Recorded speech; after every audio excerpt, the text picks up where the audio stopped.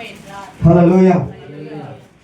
அன்பானவர்களே, ஆண்டவர் இயேசு கிறிஸ்து இந்த உலகத்துல எல்லாரும் சந்திக்கக்கூடிய வாய்ப்பு இல்லாவிட்டாலும் அநேகர் அவரை குறித்து கேள்விப்பட்டு ஓடி வந்தார்கள். ஆனா சொந்தமானவர்களுக்குள்ள அப்படிப்பட்ட ஒரு எண்ணம் இல்லை. மற்ற புறஜாதிகள் மற்றவர்கள் அவர் தேடி ஓடி வந்திருக்கிறார்கள். கேள்விப்பட்ட விதங்களில் எல்லாரும் அநேகர் ஓடி வந்திருக்கிறார்கள். இப்படி இருக்கும்போது சீமோன் என்ற ஒரு மனிதனுடைய வாழ்க்கையில ஒரு அற்புதம் நடந்தது. அப்படி அந்த அற்புதம் நடக்கும்போது தன் வீட்டுக்கு விருந்துக்கு அழைத்திருந்தாராம். அப்போது அந்த வீட்டுக்கு விருந்துக்கு போயிருக்கிறார்.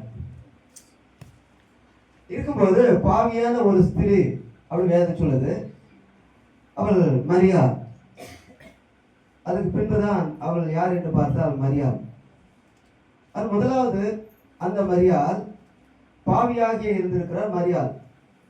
அந்த பாவியான ஸ்திரீ சீமோன் சொல்கிறதுனாலதான் அந்த ஸ்திரீயை பற்றி சொல்லுவதற்கு எதுவாக நான் காணப்படுறேன். அப்போ அந்த ஸ்திரீ என்ன செய்தாதான், ஆண்டவர் அங்க வந்திருக்கிறான்னு பார்த்துட்டு அவள் யூஸ் பண்ணியிருந்த சில பொருள் பரிமள நல்லதாம் என்ற தைலத்தை கொண்டு வந்து சிரசு மேல் ஊற்றி பின்பு கண்ணீர் வடித்து அந்த கண்ணீரோட பாதத்தின் மேல விழுகின்ற நிலைமைக்கு வந்து பின்பு அவள் அதை தன்னுடைய முடியினாலே துடைத்தாளாம். துடைத்து முத்தமிட்டாளாம். அல்லேலூயா. பிற்பாடு அவன் மனசுல என்ன சொல்லியிருக்கிறான், இவர் தீர்க்கதரிசியா இருந்தால் தம்மை தொடுகிற ஸ்திரீ இன்னார் என்று அறிந்திருப்பாரே அப்படின்னு மனசுக்குள்ள சொல்லிட்டு இருந்தான். ஆண்டவர் அவன் மனசுக்குள்ள பேசுறத அவர் அறிந்திருந்து, சீமோனே, நான் உனக்கு ஒரு காரியத்தை சொல்ல வேண்டும். 2 பேர் கடன் பட்டிருந்தார்கள். 3 அதிகமா கடன் பட்டிருந்தான், 1 கொஞ்சமா கடன் பட்டிருந்தான். இப்படி இருக்க 2 பேரும் அடைப்பதற்கு நிர்வாகம் இல்லாத இருந்ததுனால 2 பேருடைய கடனையும் அடைத்து விட்டான்.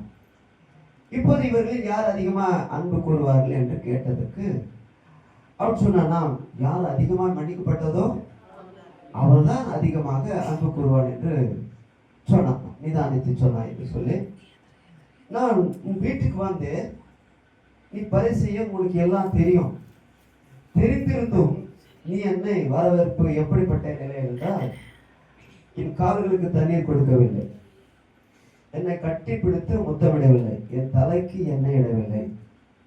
இவ்வளோ நான் வந்த நேரம் அது கொண்டு இவர் இதை செய்து கொண்டிருக்கிறார் என்று சொன்னாராம்.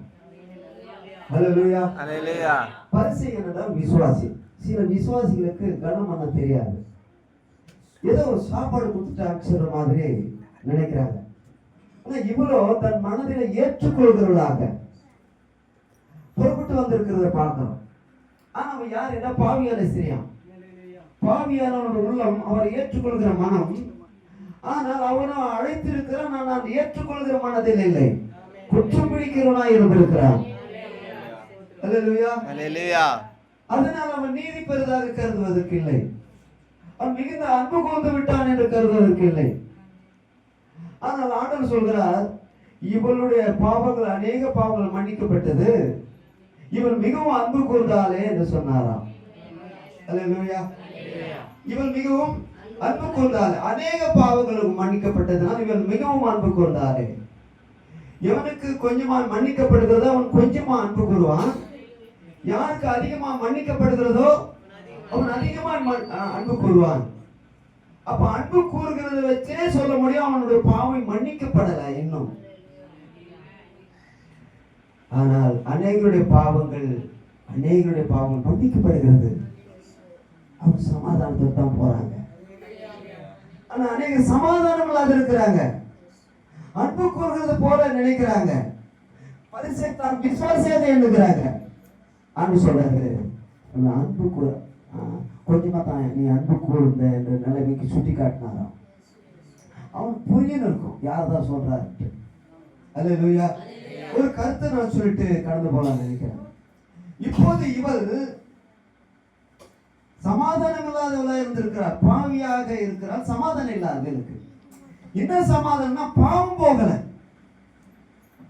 பாவம் போல பாவத்தின் சந்தோஷத்தில் இருக்கிறார், பாவ சந்தோஷத்தில் இருக்கிறார், ஆனா சமாதானம் இல்லை.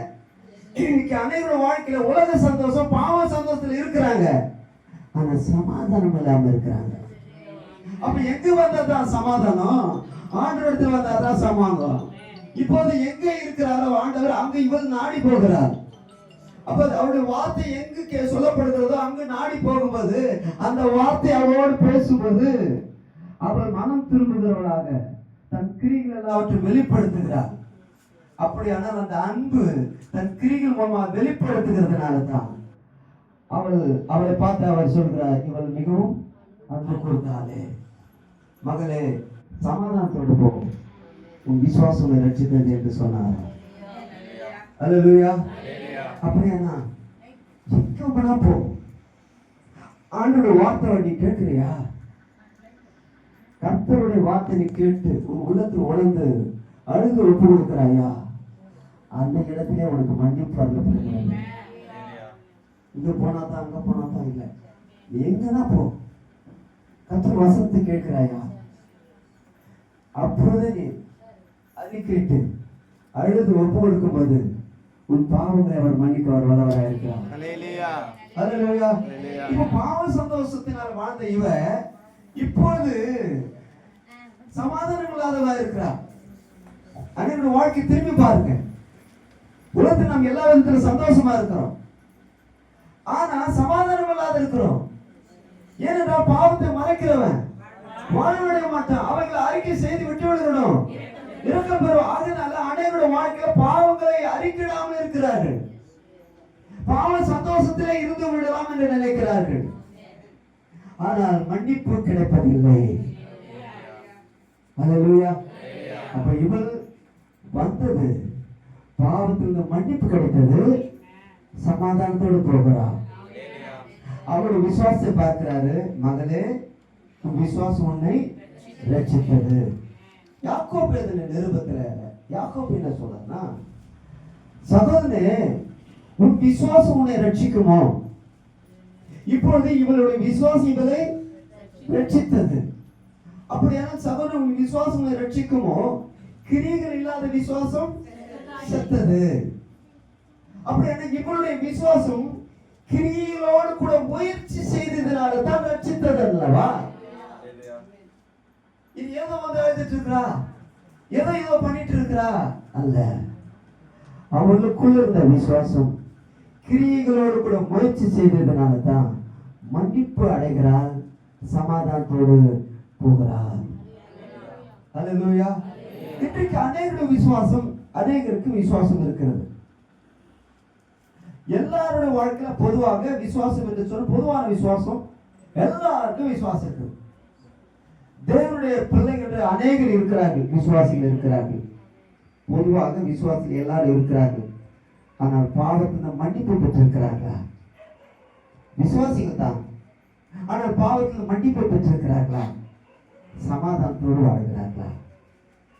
அப்ப பொதுவான விசுவாசம் எல்லாருக்கும் இருக்கிறது, ஆனால் பாவத்திலே வாழ்ந்து கொண்டிருக்கிறார்கள், மன்னிப்பு இல்லாமல் இருக்கிறார்கள், சமாதானம் இல்லாமல் இருக்கிறார்கள்.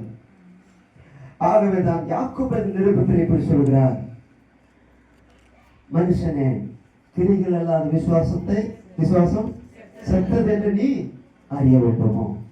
இன்னைக்கு அநேகர் பொதுவான விசுவாசத்தில் இருக்கிறோம், ஆனால் கிரிகளில் முயற்சிகளில் நம்முடைய செயல்பாடுகள் இருப்பதில்லை. வசனத்தை கேட்கிறோம், ஆனால் அழுது ஒப்பு கொடுக்கிறோமா? அப்படியானால் இவள் செய்தது என்ன? இவள் அழுது ஒப்பு கொடுத்ததினால் இவள் பாவங்கள் மன்னிக்கப்பட்டது. அல்லேலூயா. அப்ப விசுவாசம் என்பது கிரியைகளோடு கூடிய விசுவாசம் அவசியம். எபிரேயர்ல என்ன சொல்றாருன்னா, இத்தனை திரளான சாட்சிகள் நம்மை சூழ்ந்து கொண்டிருக்க, இவர் எல்லாரும் யாருன்னா விசுவாசிகள் தான். இன்னைக்கு அநேக விசுவாசிகள் இருக்கிறார்கள், சாட்சி சொல்கிறார்கள். அந்த சாட்சி என்பது அவங்களுடைய கிரிகளினாலும் நீதினாலும் உண்டான சாட்சி அல்ல, தேவனுடைய கிருபையினாலும் இரக்கத்தினாலும் உண்டான அற்புதங்கள், அடையாளங்கள் தான். நீங்க நிறைய பேர் சாட்சி சொல்லுவாங்க, மைக்கு பிடிச்ச எல்லாரும் சாட்சி சொல்லுவாங்க. பாவத்தில் மன்னிப்பு பெற்றிருக்கிறார்களா? சமாதானத்தோடு போகிறார்களா?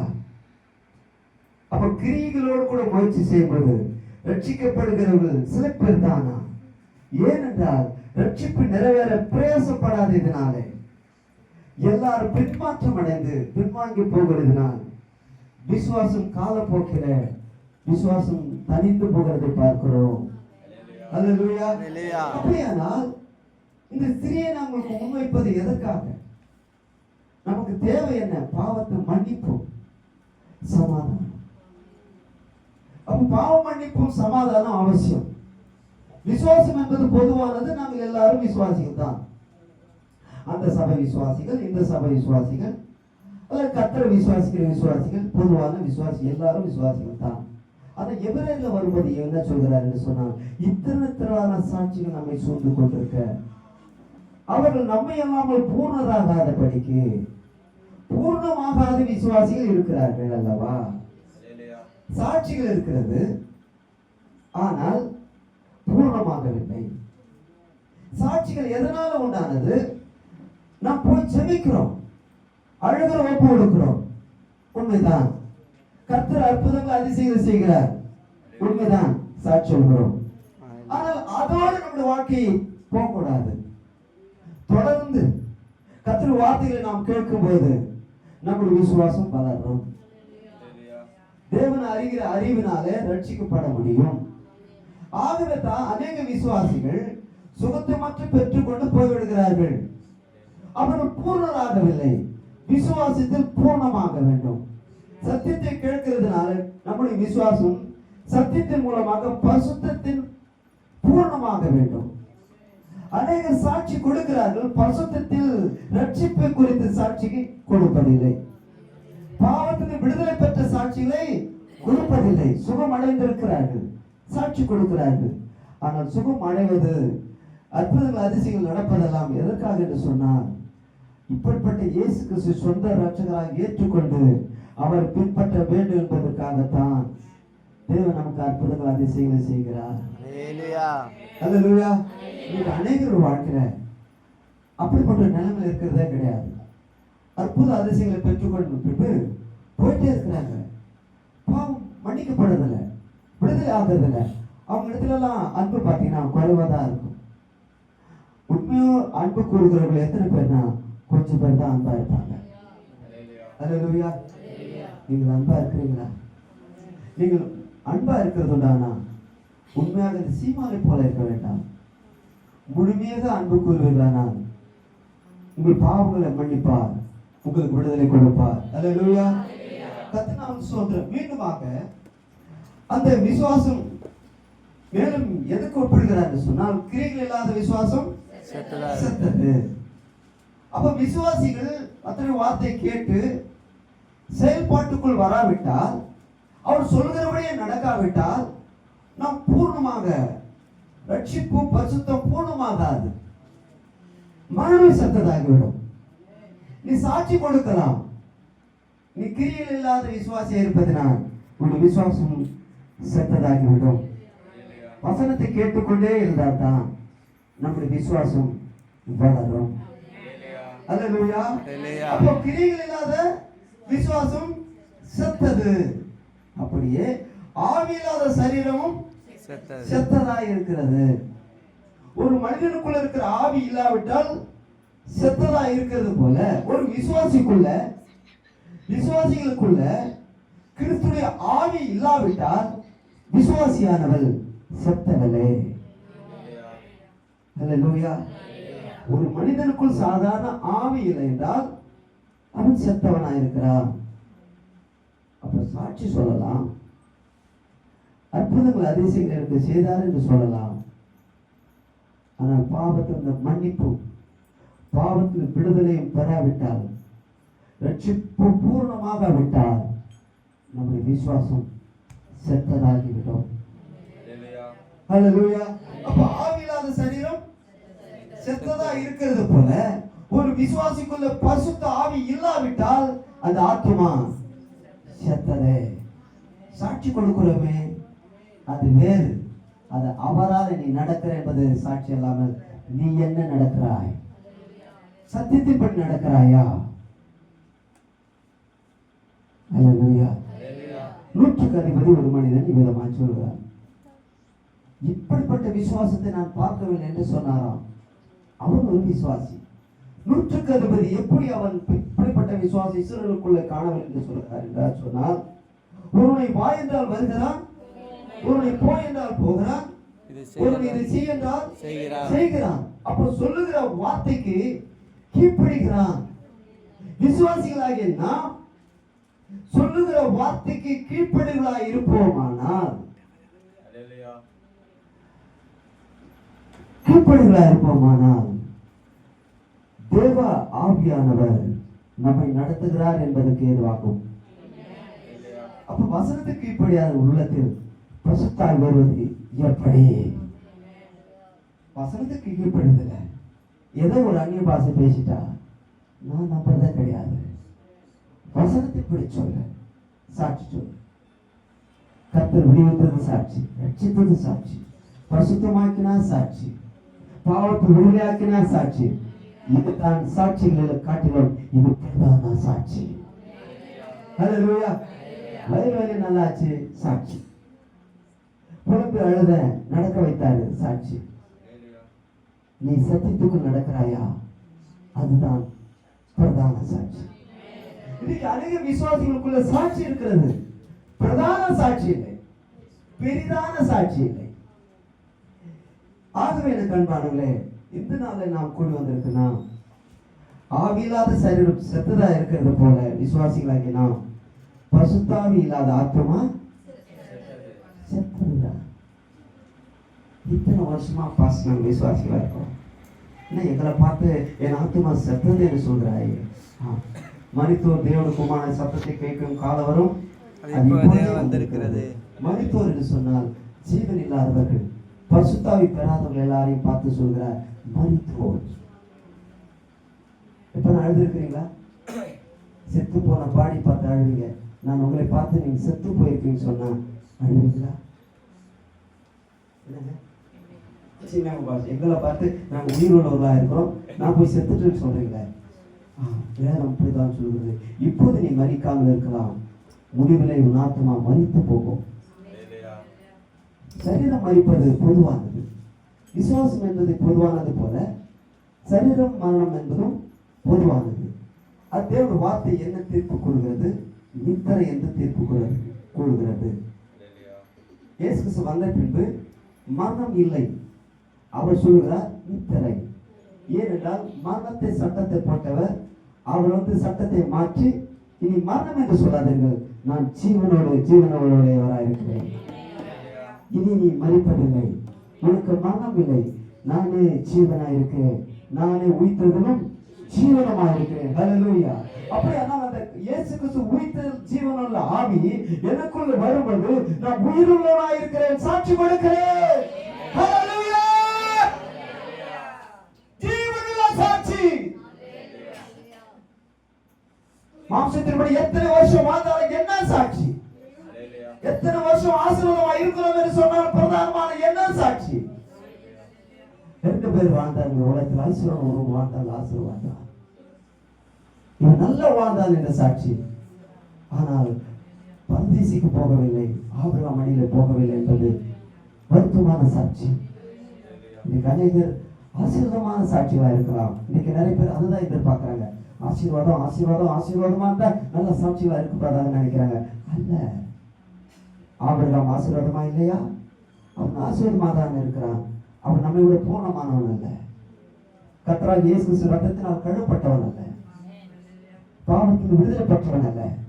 2-3 பேர் மனைவி உடையவன், அது பசுத்துக்குள் வராதவர்கள். அல்லேலூயா.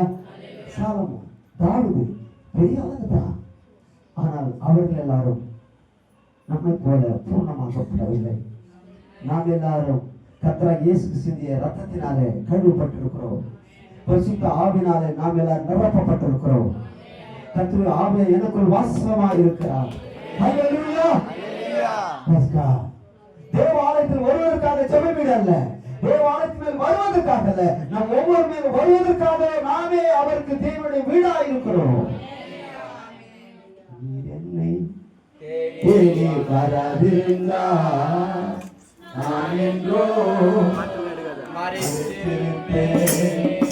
கிருபை என்று அறிந்தார். நான் என்றோ மறைந்திருப்பேன். துக்கத்தோடு போனான், வேதனையோடு போனான். உலகத்துல சந்தோஷமா இருக்கிறேன், பாவம் சந்தோஷத்துல இருக்கிறான். ஆனா எனக்கு சமாதானம் இல்லை. எவ்வளவு நாளைக்கு இந்த பாவத்துல இருப்பேன்? இன்னைக்கு அநேகரோட வாழ்க்கையில எவ்வளவு காலத்துல இந்த பாவத்துல இருக்க போற? பாவத்தின் சம்பளம் மரணம் என்பது தெரியாதா? பாவம் மிகவும் கொடியதானது. குடும்பத்தை பிரித்து விடும், குடும்பங்களில் பிரச்சனைகளை கொண்டு வந்து விடும். அந்தரங்க பாவங்களை தேவன் வெளியரங்கமாக்குவதோட இருக்கிறார். ஹல்லேலூயா. அவளுக்கு பிரசங்கமே பண்ணல, கேள்விப்பட்ட அவருடைய வார்த்தை உள்ளத்தில் கிரியை செய்கிறது. இன்றைக்கு நீ சமாதானத்துக்கு போகணும்னா உன் பாவம் மன்னிக்கப்படணும். நம் கண்களை மூடுவோமா? நம் கண்களை மூடுவோம். உன் அந்தரங்கத்த பாவத்தை பேசும் அறிக்கையில உனக்கு சமாதானம். சாட்சி சொல்லியிருக்காரு. நான் அந்த சாட்சி சொல்றேன், நான் அதை சொல்றது, எத்தனை சாட்சி இருந்தாலும் சரி, ரட்சிப்புக்கு ஏதுவான சாட்சி, ஜீவனுள்ள சாட்சி. தேவன் என்னோட கூட இருக்கிறார், ஆவியானவர் என்னோட கூட இருக்கிறார். அவர் வருகைக்கு நான் நிச்சயமா நான் போறேன். கர்த்தர் எடுத்துக்கொள்வார் சொல்ல முடியுமா?